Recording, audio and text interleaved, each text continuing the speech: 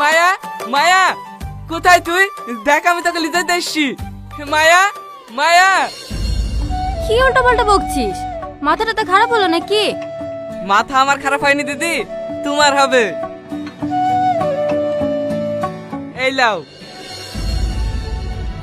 এত টাকা? হ্যাঁ দিদি, আমি মাইকে লিজাইতে এসছি। তোমার যা টাকা লাগবে সব এখানে আছে। কিন্তু আবার কিন্তু কিসে? দেখো দিদি, তোমাকে আমি টাকা দিয়ে দিয়েছি, ওকে নিজের মতন বাঁচতে দাও। ঠিক আছে, আমার তো টাকা পেলে হলো। যা মায়া, তোর নাগরের সাথে অ্যাশ কর।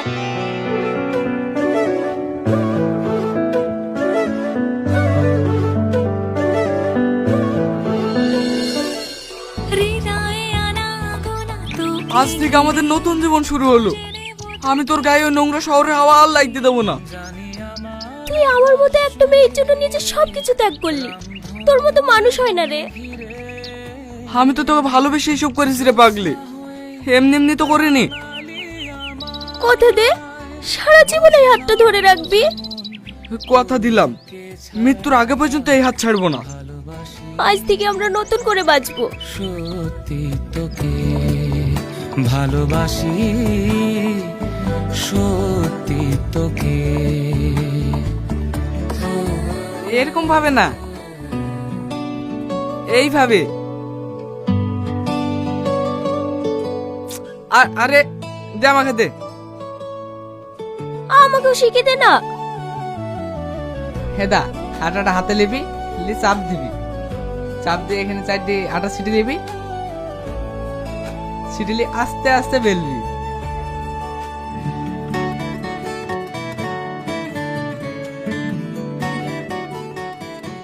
লে তুই কর।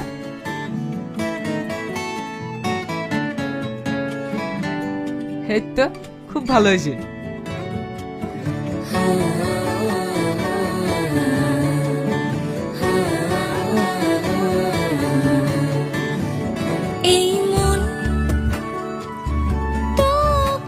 হয়ে গেছে।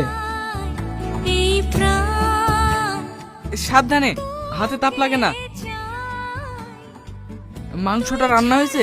হ্যাঁ হ্যাঁ, ওই দেখ ঢেকে রেখেছি।